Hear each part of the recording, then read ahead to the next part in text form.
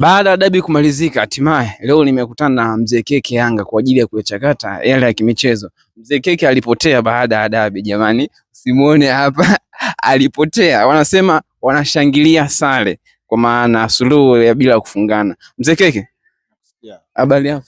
Nzuri, za kwako? Salama, kwema? Kwema kabisa. Mzee Keke, baada ya dabi Mzee Keke ukuonekana tena.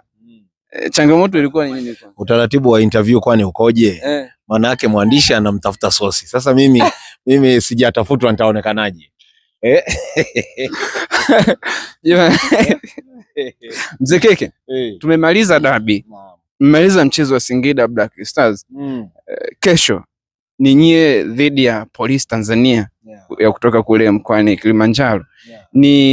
Kwanza utakuwa ni mchezo wa namna gani? Nimemsikia kiongozi wao akasema kesho ndo siku ya Yanga kutoka kwenye kombe la CRDB. Unajua lazima tuheshimu kauli ya mtu. Unajua mawazo ya mtu mzima lazima yaheshimiwe. Sawa? Lakini yanaheshimiwa sasa kwa utaratibu. Manake yeye kaona hivyo, lakini sisi wa upande wa pili hatujaona hivyo. Na unajua kuna vitu vingine interval inakuwa ni kubwa, yani ni sawa na mbingu na ardhi. Sasa polisi na Yanga ni mbingu na ardhi. Yani ni mbingu na ardhi. Polisi na Yanga kuna mahusiano yapi hapa mpaka yeye atambe kwamba kesho ndo mwisho wa Yanga kwenye kombe la Azam Federation? Mimi kwa mawazo yake mimi nadhani tumkubalia, lakini atakachokuta nacho atasimulia maisha yake. Au ndo mtapiga bomu mocho alafu mnajisifu mmeua? Sisi hatuna utaratibu huo, isipokuwa kesho tunapata ushindi kwa kishindo.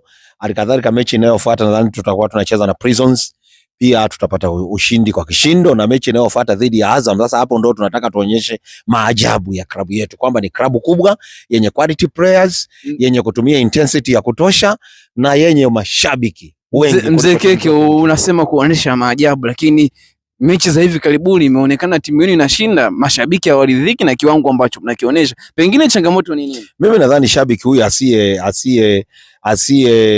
asiyeona ushindi tunaoupata akashangaa, mimi mwenyewe namshangaa kwa sababu tumetoa sare na Simba na mpaka sasa wanashangilia sare hiyo. Lakini alikadhalika tumemfunga Singida Black goli 3. Sasa sijui ushindi mnono wanaotaka hao mashabiki ni upi? Issue sio ushindi mnono, wanazungumzia viwango vya wachezaji na pia namna timu inavyocheza. Imeonekana haichezi kwa ushawishi. Pengine wanahitaji pila sambusa. Okay, sasa unajua inategemea hii mechi ya hivi juzi.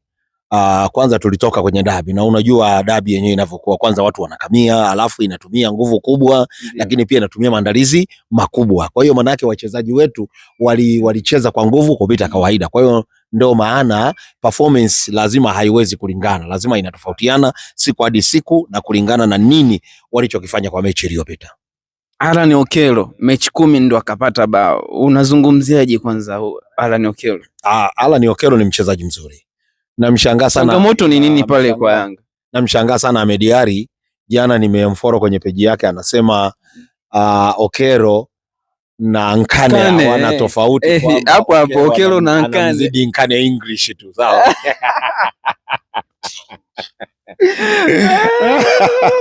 Unasemaje kwamba Okello na Nkane yupi bora? Unajua Okello ni professional player. Issue sio professional player, tunazungumzia quality ambayo kila anachokionyesha uwanjani. Unajua kuna maswali mengine mheshimiwa mwandishi unaniuliza, lakini wewe mwenyewe unaona. Maana kiwango alichokionyesha Okello kwenye zile mechi za kulikuwa nini? Kombe la klabu bingwa au kombe Chan. Kijana kwa kweli ana kiwango kizuri tena kinachoridhisha. Sasa uwezo ukamlinganisha Okello na Nkane, hivi ni vitu viwili tofauti. Kwani Nkane si ameonyesha kitu kizuri toka akiwa Yanga, na tulikuwa tunashuhudia baadhi ya michezo alikuwa anaonyesha kuna kitu. Yaani kama vile Okello anavyokionyesha ndio vile vile na Nkane. Sasa umeshasema kwamba Nkane alionyesha, lakini Okello anaonyesha leo. Kwa hiyo lazima kunakuwa na difference. Buba Jenes, wao wanamuita hivyo, na Ekua wengi wanasema angalau hata Ekua. Hivi hii kauli mzee ina uhalisia ndani yake? Unajua mara nyingi wa upande wa pili wanapoona upande wa kwanza wanaleta kitu kizuri, wanajitahidi kuchafua. Lakini Buba Jammeh ni mchezaji, uwezo kumlinganisha na Ekua. Ekua kwanza mikimbio yake tu ni tofauti na huyo bwana mdogo. Yaani mtu ambaye ni futibora wewe unamuona tu hata mikimbio, the way anavyojiposition, the way anavyopiga mashoot, the way anavyotoa cross, anavyotoa passes. Katoa pasi ngapi mzee? Katoa pasi ngapi hizo ambazo kwa sababu yeye tunaamini ni attacking nini, kwanza ni winga ambaye inapaswa atupe assist, atupe mabao, lakini kile kitu hatukioni kwake, au tumpe muda. Unajua mimi ninaposema anapiga pasi sio mpaka ziwe za mwisho. Kwani yeye alikuwa apigi pasi? Naomba nielewe. Pasi sio mpaka ziwe zile final pass za mnaita assist ninyi watu wa football, kwamba za kusababisha mabao, si ndio hivyo? Lakini the way, unajua ninaposema kwamba huyu mtu ni mjuzi, hata the way anavyojiposition. Sawa? Ile mikimbio yake. Si unanielewa?